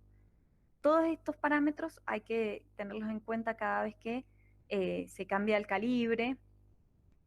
1 o 2 veces por día se deben controlar para ver cómo están funcionando las descarozadoras, ya que si la descarozadora se desalinea un poco o tiene algún desperfecto, puede producir este defecto que es muy perjudicial para la calidad final del producto. Ahí se pueden ver en la parte inferior las hilachas. Esta es las ciruelas con carozo y carozos sueltos. Entonces todo esto debe monitorearse permanentemente para observar el correcto funcionamiento de las descarozadoras. Uno de los detalles que no comenté anteriormente es que las descarozadoras usan bastante agua durante su funcionamiento para la limpieza de los cabezales, para eliminar el azúcar y los restos de pulpa de las ciruelas, que varía según el equipo que utilicemos y es de entre 200 y 650 litros hora, que no es un detalle menor a considerar ese. Posteriormente, como la ciruela tiene más de 26% de humedad, si nosotros no le ponemos un conservante, va a haber desarrollo de levaduras y de hongos. Entonces, dentro de la familia de los sorbatos existen 3 compuestos. el sorbato de potasio, el ácido sórbico y el sorbato de calcio. Generalmente el que más utilizamos es el sorbato de potasio, gracias a que es el más soluble y es el más fácil de trabajar, porque los otros, al tener menor solubilidad, muchas veces tapan los picos o tenemos problemas. El sorbato es un ácido graso insaturado, tienen, como pueden ver, una cadena lineal. Lo bueno que tiene este conservante es que es inocuo, ya que se metaboliza en forma de energía, como si fuese cualquier otro ácido graso. En el cuerpo se produce energía, dióxido de carbono y agua. Otro de sus beneficios es que tiene sabor neutro, entonces cuando lo aplicamos a las ciruelas no se siente el sabor. Es eficaz contra hongos y levaduras y algunas bacterias, pero principalmente contra hongos y levaduras. Su acción microbiana está comprendida entre las 200 y 600 partes por millón, dependiendo del contenido de humedad de nuestra ciruela. Cuanto más alto sea el contenido de humedad de la ciruela, más sorbato yo le tengo que agregar para que cumpla su efecto. El Código Alimentario y las normativas internacionales habitualmente establecen como límite de 1000 partes por millón, pero hay que tener en cuenta que la gente cada vez quiere menos sorbato y quiere menos conservante en sus alimentos, por lo cual esto va a ir bajando con el tiempo. Inclusive hay mucha gente que desea que su producto no tenga ningún agregado químico, por lo tanto hay que ir haciendo ensayos para esto poder ir eliminándolo en el futuro. Inclusive el Códex ya ha establecido 500 partes por millón de este conservante en las ciruelas, por lo tanto esto hace que tengamos que trabajar muy prolijo y muy higiénicamente, porque si nosotros no trabajamos bien, con 500 partes por millón podemos estar un poco complicados a la hora de que no se desarrollen microorganismos. Bueno, como les contaba recién, el sorbato de potasio se aplica a las ciruelas que tienen una humedad mayor al 26%. Se puede aplicar por inmersión en batea o en estos sistemas que son como una cinta que se va moviendo, o por aspersión, que se hacen cilindros rotativos, ¿sí? Habitualmente las concentraciones que se utilizan son entre el 2 y el 7%. Se pueden usar muy bien a temperatura ambiente porque el sorbato tiene muy buena solubilidad, o si quieren se puede utilizar con un poco de temperatura para inclusive mejorar más la solubilidad. Una de las características que estábamos mencionando anteriormente es que las ciruelas que han sido secadas al sol no solo se rehidratan más, sino que también absorben más sorbato de potasio, debido a lo que les contábamos de los daños en piel. Por eso yo cuando voy a procesar ciruelas, tengo que saber si esas ciruelas han venido de playa, es decir, si han sido secadas al sol o si han sido secadas en industria, porque va a ser distinta la absorción que tenga una y la otra.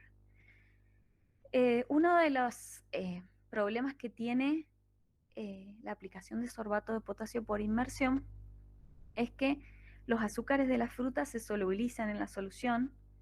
Se puede llegar a modificar la humedad de las ciruelas, porque ese contacto puede hacer que ingrese más humedad, y esto también tiene, este tipo de método tiene el problema que la solución se va contaminando con materia orgánica, se va diluyendo y se va calentando durante el proceso. Entonces es muy difícil de estandarizar el contenido de sorbato que tiene la ciruela, por todos estos problemas que tiene este tipo de método. Nosotros recomendamos siempre el método por aspersión, ya que este método lo que tiene de interesante es que no cambia la humedad de las ciruelas y no modifica su concentración a lo largo de una jornada de trabajo. Entonces es mucho mejor que el sistema por inmersión. El único problema que nosotros hemos visto que tiene el método por aspersión es que, por ejemplo, si nosotros compramos un sorbato que es de mala calidad, es decir, tiene muchas impurezas, lo que puede suceder es que tape los picos aspersores. Entonces eso es uno de los problemas que nosotros hemos visto en industria más frecuentes, pero el resto es mucho más positiva ese tipo de sistemas que por inmersión, que tiene mayor cantidad de problemas. Tienen que tener en cuenta que una vez que han colocado el sorbato de potasio, este se va perdiendo en el tiempo, ¿sí? Esta pérdida depende de la humedad de las ciruelas y del tiempo y la temperatura en que nosotros almacenemos este producto. Cuanto más alta sea la humedad y más tiempo y con más temperatura tengamos almacenado el producto, mayor va a ser la pérdida de sorbato de potasio. Nosotros acá en este gráfico lo que hicimos fue un ensayo de una caja de 10 kilos por 18 meses. Y empezábamos a hacer los análisis cada 6 meses a ver cómo se iba perdiendo el sorbato.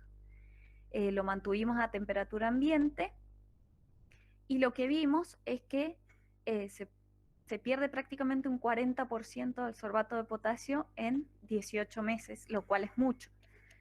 Por eso siempre hay que tenerlo en cuenta esto, que si uno lo manda, por ejemplo, a países donde va a atravesar en barco por mucho calor, ponerle un poquitito más, sabiendo que este sorbato se va a perder, ¿sí? Para que llegue con una cantidad de sorbato de potasio que va a ser adecuada. Y no tener el problema que me va a desarrollar, por ejemplo, hongos o levaduras durante el embarque. Posteriormente a la aplicación de sorbato de potasio, me olvidé de comentarles que junto con el sorbato de potasio se puede agregar aceite vegetal altoleico. Esto lo que hace es, permite que las ciruelas se vean mucho más brillantes, mucho más atractivas y evita que se peguen entre sí en la caja. Habitualmente se aplica entre 0,3 y 0,5% y hace que quede mucho más lindo el producto terminado. Posteriormente lo que se hace es, se clasifica. Esto se puede hacer en forma manual o con un equipo óptico. Lo ideal sería hacerlo con un equipo óptico, pero estos equipos tienen el problema que no son económicos. Entonces, bueno, se realiza en forma manual.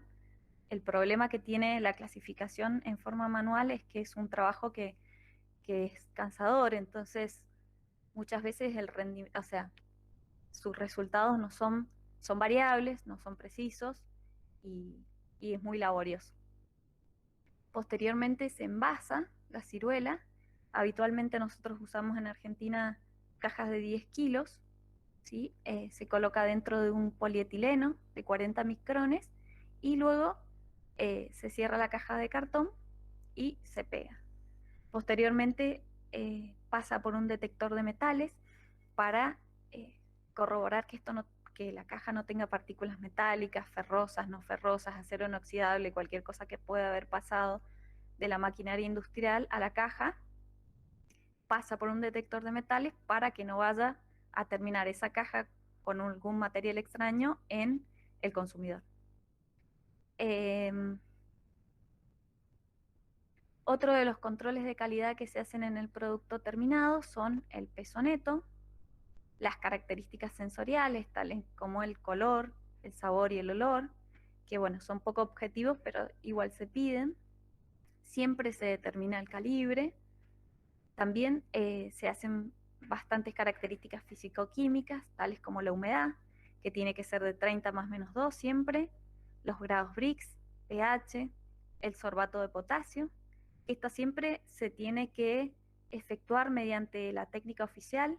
La técnica oficial es una técnica ISO, que es la 5519, que hemos visto que muchas empresas por ahí siguen usando técnicas viejas y han certificado normas de calidad, y esto puede ser una no conformidad en algún punto si les realizan una auditoría. Por lo tanto, esto es muy importante que vayan cambiando los análisis a métodos que son oficiales.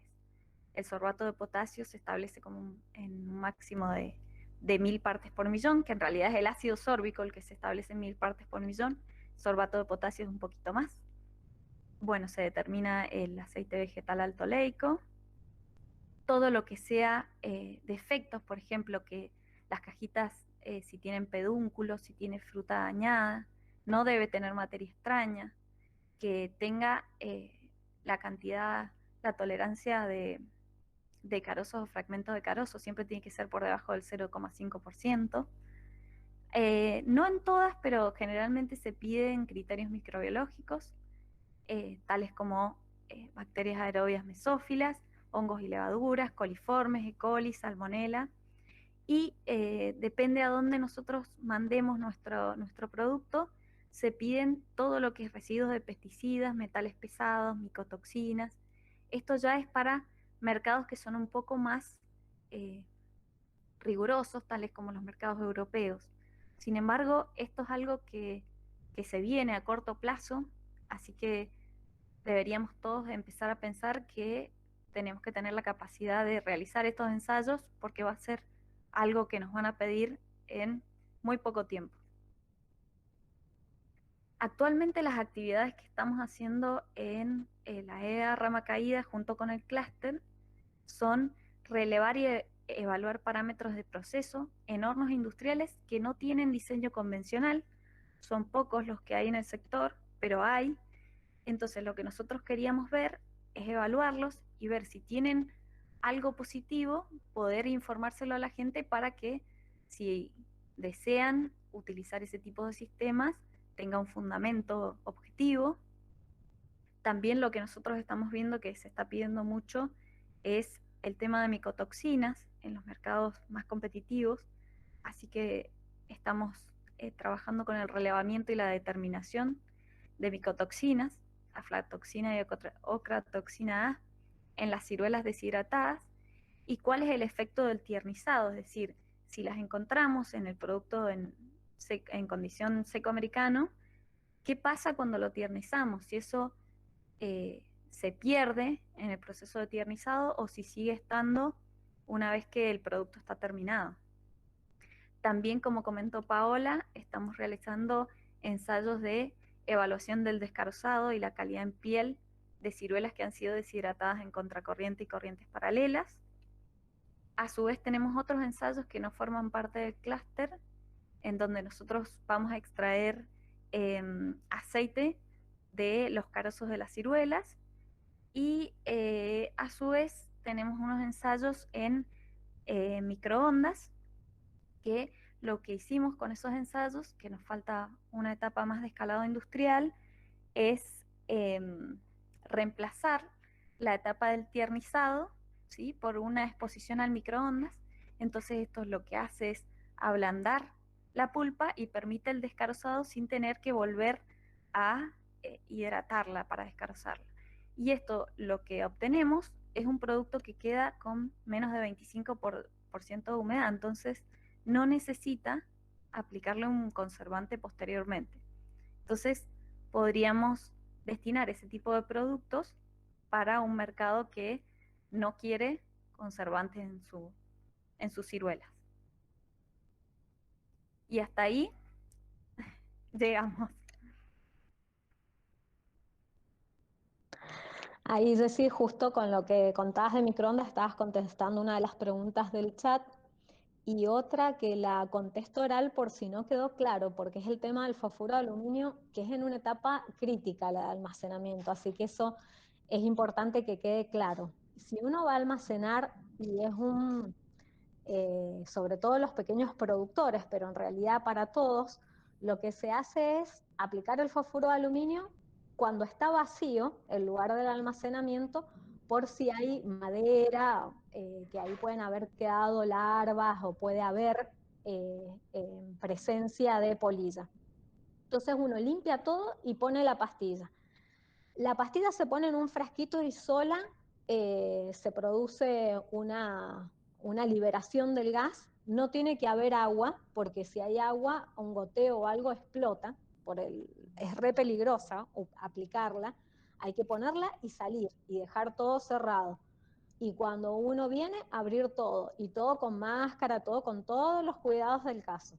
Entonces, si uno fumigó bien, la pastilla sola libera el gas y queda como un polvito en el vasito, se lleva el vasito, lo tira, ventila y ya está en condiciones de almacenar. Si uno almacena bien, hay muchas veces que la polilla no aparece, porque ya fumigó antes, entonces no hay necesidad de estar fumigando arriba.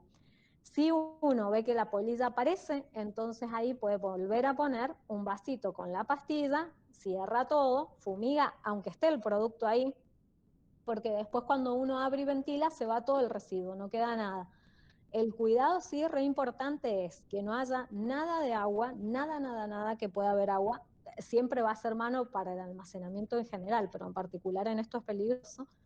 Que no hayan goteras, no sé, que sea un lugar que no haya agua donde se aplica. Y es el tema de entrar con máscara, con todo, dejarlo, salir rápido, cerrar todo, y cuando uno entra, entrar rápido y abrir todo. Esas serían como las condiciones que hay que tener básicas de cuidados. Y no aplicar si no es necesario, si no hay polilla, o sea, uno cuando tiende a almacenar, nosotros por ejemplo cuando secamos en la planta piloto, secamos por ahí mucha cantidad de fruta, porque los ensayos son grandes y secamos por ahí todo lo del experimental, entonces nos tendemos a almacenar y lo que hacemos es ir y dar la vuelta a la fruta, mirarla, si hay algún indicio de que hay polilla, fumigamos, si no, no fumigamos. Hay años que no hemos fumigado al principio y después no. Y bueno, ya después cuando se vende a la empresa tiene esos controles, a la empresa que tierniza, si es que no es la misma empresa, va teniendo esos cuidados también en su parte de almacenamiento y por ahí les es más fácil cuando guardan en bines o tienen otro tipo de manejo que no es en parva. Pero bueno, tener esos cuidados básicos en el almacenamiento, de que sea oscuro el lugar, que esté ventilado y de que no haya acceso de animales y que esté bien limpio antes de empezar, no ponerse a limpiar cuando ya está el almacenamiento en el lugar. No sé, había otra pregunta, una de la temperatura, que ya la contestamos. Acá preguntaban, ¿qué opinas de los hornos eléctricos comerciales? Yo, los hornos eléctricos que he visto tienen muy baja capacidad de secado, entonces por ahí sirven para secar un cajón o dos, y con las condiciones climáticas que nosotros tenemos, yo prefiero un tendedero, prefiero secar al sol, porque puedo secar mucha cantidad de kilos y mucho más barato. O sea, si es para un horno eléctrico, solamente lo justifico para hacer un ensayo de laboratorio, no para una producción comercial. No he visto uno que sea eficiente energéticamente y que convenga. Hasta ahora no conozco un diseño que lo haría. Si yo fuera un productor y tengo hectáreas para secar y no tengo gas, o lo hago, busco la vuelta de biomasa a andar, o lo hago como un tendedero solar. Si no tengo biomasa y no tengo un acceso bueno a biomasa, lo hago un tendedero y listo. Y lo voy a hacer bien. Y a ver, ¿qué más habían preguntado? No sé, Jessy, si vos has visto alguna otra Yo no pregunta. veo, no manejo bien esto y no veo el chat. Ah, bueno, a ver. Esta de que si algo de los sorbato de potasio, esa ya la contestaste con microondas. A ver si veo otra. ¿Es recomendado el benzoato de sodio como conservante? No Preguntan está acá. permitido ese en ciruelas. El benzoato de sodio se usa para bacterias específicamente y se supone que el Código Alimentario Argentino vos te dice que tus ciruelas tiernizadas tienen que tener de 35% o menos de humedad. Y si vos estás trabajando con menos de 35% de humedad, no tenés desarrollo de bacterias, solo tenés desarrollo de hongos y levaduras. Entonces no tendrías por qué usar benzoato, no tendrías ninguna necesidad. Sí he visto que lo usan en, por ejemplo, hay ciruelas que las tiernizan a un 40% de humedad. Pero ¿cuál es el problema de esas ciruelas? Que cuando las envasan, después se hace todo un bloque, se hace todo como una torta, porque están tan, digamos, rehidratadas que pierden como la textura. Entonces queda como toda una torta, se aplastan, pierden su forma, quedan feas y encima hay que ponerles benzoato que no está permitido para poder evitar el desarrollo de bacterias en esa humedad. Pero igual la humedad inclusive también está prohibida, no deberías pasarte del 35%. O sea que el benzoato no lo deberías usar. Acá preguntan que si la facultad presta servicios de aflatoxinas. Yo la verdad no sé si la facultad, sé que presta servicios de microbiológicos, sí, de aflatoxinas no sé. nosotros en INTA prestamos servicios destinados a deshidratado. Todas esas cosas que te contábamos, de actividad acuosa, humedad, sorbato, aflatoxinas, no lo hacemos como un servicio, sino que lo tenemos como una línea de investigación dentro del proyecto del clúster. Sí, ahí Paola, déjame que te interrumpa. Nosotros Sí. articulamos con varios laboratorios y es un servicio que se puede realizar, así que quien tenga la inquietud y necesite mayor información, que se arrime hacia la facultad. Ahora está abierto el laboratorio a partir de esta semana, así que los días martes, miércoles y jueves, y allí está Rosy, quien le va a poder explicar bien sobre los servicios que tenga que realizar. Pero sí, podemos dar respuesta, Paola. Bueno, Bien. buenísimo. Eso de nosotros aflatoxinas como servicio no lo hacemos, porque es una línea de investigación, así en este momento no está como servicio. Así que buenísimo que la Facu les haga ahí si lo necesita. A ver qué más había, otro había visto por acá. De microondas convencional dice que no es recomendable porque es cancerígeno. En realidad eso, hay algunos estudios que dicen eso, pero yo he leído y no hay un estudio científico realmente que confirme que es cancerígeno, tampoco el microondas convencional. En este caso, bueno, no es como un microondas convencional, sino que es una aplicación en una cinta y no deja ningún tipo de residuo. En realidad lo que hace es generar un movimiento de la molécula de agua que vibra, entonces se calienta todo el producto parejo. Por eso es fácil descarozarlo, porque uno no necesita, es nada más por vibración lo que se genera ese calor y es fácil descarozar sin humedecer. Pero no tiene nada de residuo ni nada en el producto. Tampoco tendrías por qué estar expuesto ahí arriba, porque eso es en un horno de cinta, no tenés ni que estar cerca y después no queda nada. Porque no le agregas nada, realmente. Lo que hace es generar una vibración de la molécula de agua. Después, no sé si hay algo más, a ver si encuentro algo. En caso de que querramos contactarlas para hacer un servicio de control de ciruela en horno, sí se puede. Si querés, acá te paso el mail escrito acá. Y en cuanto al precio, vi una que no sé, se me perdió, que decía, acá está, acá arriba. Con respecto a que dicen que ven como inconveniente una chica, Laura Maggioni, que tiene secadero y horno y que ve como inconveniente que hay veces que los productores le venden la ciruela antes de tiempo por las tormentas y bueno, la ciruela pesa menos y tiene menos sabor. Excelente la herramienta del medir grados Brix. Se llama refractómetro, el medidor de grados Brix, vienen digitales, se pueden comprar en cualquier tienda que vende insumos para laboratorios, no sé, no quiero pasar un chivo por acá, pero cualquier cosa, mandame un mail y yo te mando varios que pueden llegar a venderlo. Es útil, el refractómetro realmente es una herramienta que la deberían tener todos cuando cosechan para asegurarse que tenga más de 20 grados Brix. Y no solamente el problema de sabor, en realidad, también hay veces que la fruta se hincha y se pone marrón, y eso es un problema visual que no tiene solución, más allá del rendimiento, encima del color, que no es para nada bueno cosechar con menos de 20 grados Brix. Ahí pregunta, ¿junto con el sorbato se puede agregar vaselina? La vaselina lo que tiene que es como muy viscosa, lo que generalmente se agrega es o aceite vegetal altoleico. ¿Por qué altoleico? Porque ese es más resistente a las oxidaciones. Se agregan monoglicéridos, diglicéridos, dextrosa, almidón de maíz o polvo de arroz. Todas esas variantes son las que yo conozco. Vaselina nunca he escuchado. No creo que haya problema, pero no creo que puedas agregarlo en un equipo rotativo porque es muy viscoso. Pero generalmente los productos que se agregan son esos. No, nunca he escuchado lo de la vaselina.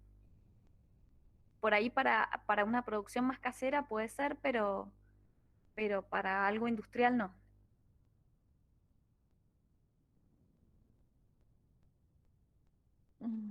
Pau, ahí vi una, Bueno, se me fue ahora, está más arriba, que dice, desde el punto de vista de gasto energético, ¿el horno a contracorriente y en paralelo son comparables por hora de uso? eso en cuanto al punto de vista energético, consumen la misma cantidad de gas por kilos de fruta. 0,8, no me acuerdo, estaba ahí en una filmé. Pero es exactamente el mismo el consumo. Si trabajás a la misma temperatura y a la misma humedad, en el punto de máxima temperatura y mínima humedad. Si trabajás a diferente temperatura, y bueno, el consumo de gas es diferente, pero no sería por el sistema, sino porque estás trabajando de una manera distinta. Hay otra acá, dice, con respecto al fosfuro de aluminio, una vez que fue utilizado, ¿es recomendable que los residuos sean tratados en un agua jabonosa para evitar que se prenda fuego? No se prende fuego porque una vez que fueron utilizados queda como un polvillo inerte. No le va a pasar nada, no se va a prender fuego ni nada. Una vez que fueron utilizados queda un polvillo inerte. Igual, si uno lo tratara, hay diferentes formas que vienen en la planilla de seguridad que dice cómo disponer del residuo, pero inclusive si uno lo tirara en el domiciliario, según eso no hay problema. Nosotros siempre por ahí tenemos, hacemos un pozo y lo metemos adentro y le ponemos tierra, donde tenemos la parte de disposición, o lo ponemos en los bidones porque tenemos retiro de residuos peligrosos. Entonces, como aprovechamos ese servicio que tenemos como INTA, pero no siempre eso es una posibilidad, pero queda un polvillo inerte, no queda nada ahí después de que... Pau, 85 grados, ¿no es mucho por caramelización? Pregunta alguien acá. Ese ahí ya le había contestado Bien. escrito, que le decía que si es 85 grados con el control de humedad del 10% no hay problema. Es más, hasta 90 grados hemos llegado, pero si uno controla humedad no hay problema.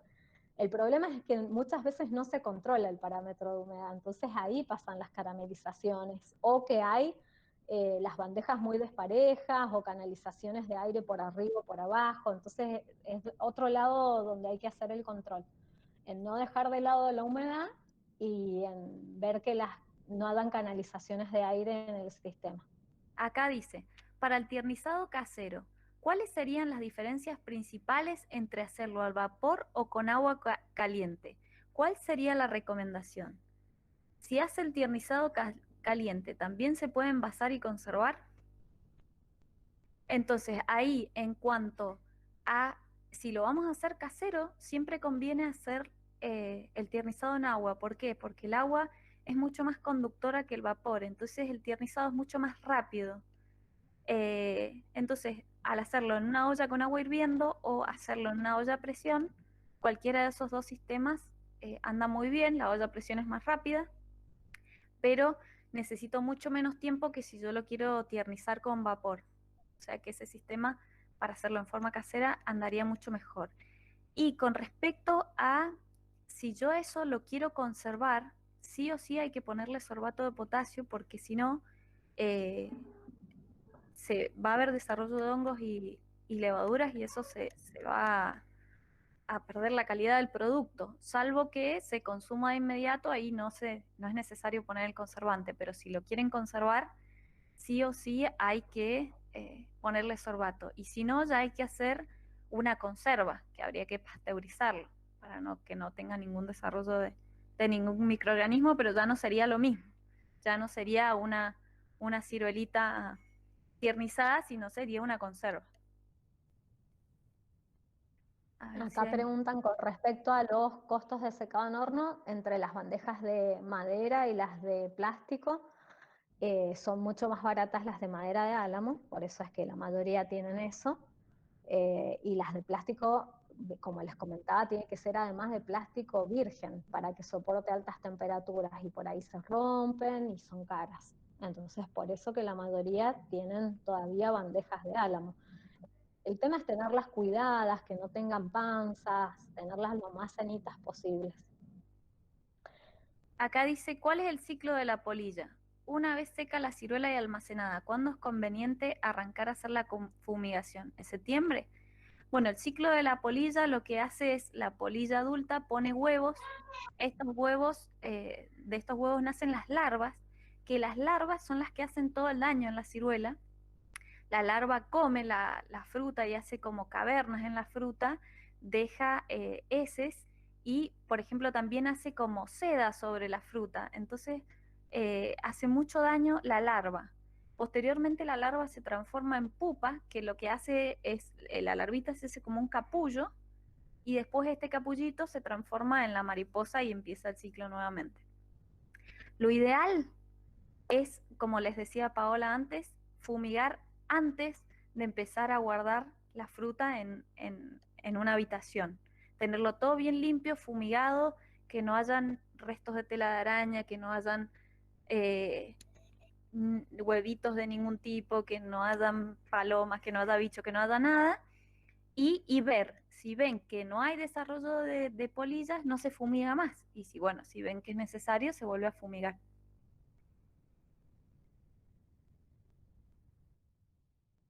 Esto acá veo que preguntan con respecto a las variedades de ciruela. La variedad de ciruela, al 98% de lo que se produce en Argentina es Dagen, que es la variedad típica mundialmente para deshidratado, porque tiene un rendimiento muy alto, que es de 3 kilos de fruta fresca por 1 de fruta seca. Entonces, en realidad, todo esto, todo va orientado a ciruela Dagen, la presentación. No es que no hayan otras variedades, está por ejemplo Imperial, Sugar, President. que hacen, President, algunos mercados las piden, son más ácidas, más grandes, muchas veces hay que pasarlas antes por hidróxido de sodio, por un tema de que la piel es más dura, entonces cuesta un poquito más deshidratarla, entonces se les hace un pretratamiento con hidróxido de sodio para que se permita más fácil la difusión del agua y se pueda secar más fácil. Pero son mercados menores, digamos, que existen, pero son más pequeños. Pablo Silva pregunta, ¿el precio en cuanto a la venta, de qué depende? Y generalmente el precio de venta que vos tengas de tu producto va a depender del calibre. Cuanto mejor calibre tengas, el precio va a ser mejor. De los defectos en piel, los defectos en piel se castigan mucho. Golpes de granizo, si tenés ciruelas rotas, si tenés fragmentos de carozo. Todo eso es todo un combo y de eso va a depender el precio que tenga tu ciruela.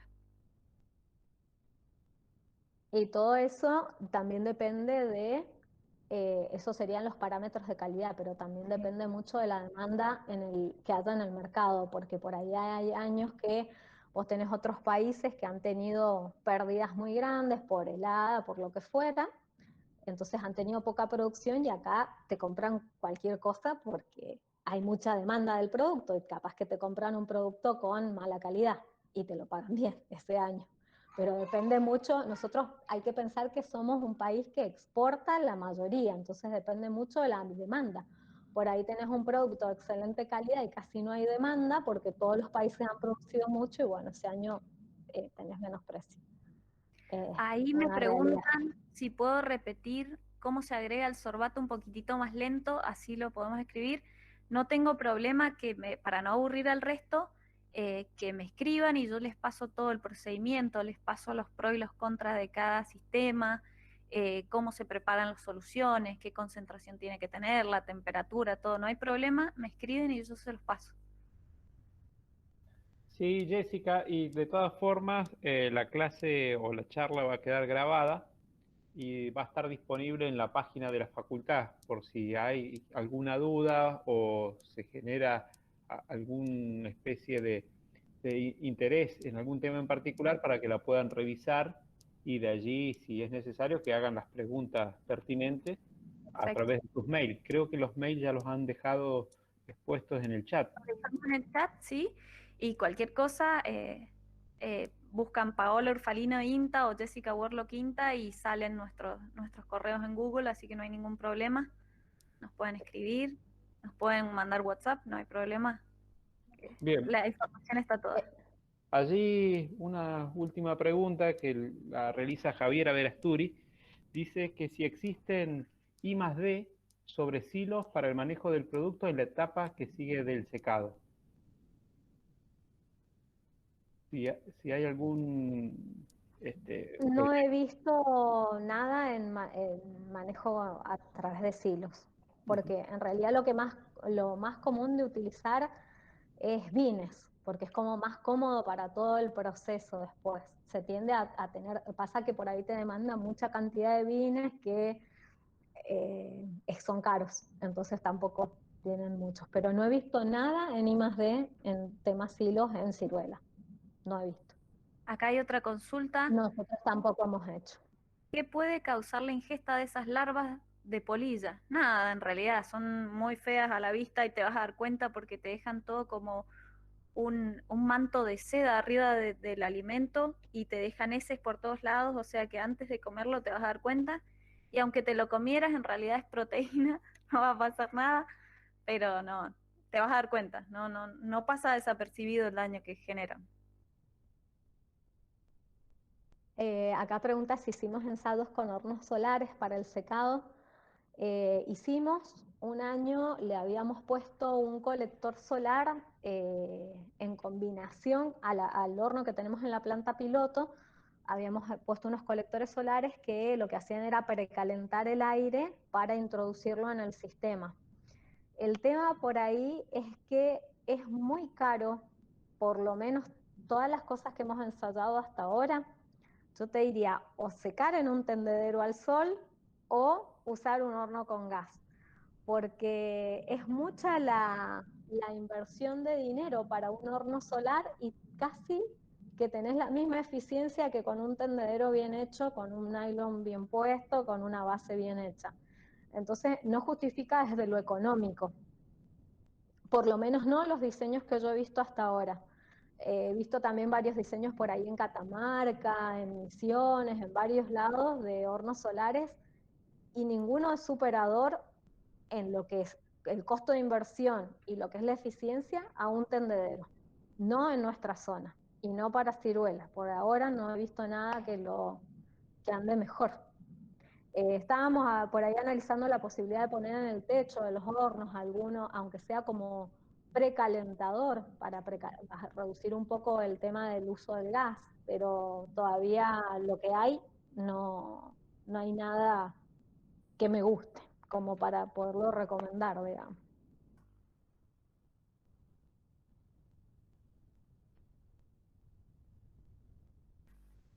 Bueno, creo que, no sé si han quedado algunas preguntas más. Yo estuve revisando el chat y ha sido todo respondido. Cualquier cosa dejo los mails una vez más acá abajo por si alguien los necesita y no los vio, el de Paola y el mío, y nos pueden consultar, no hay ningún problema.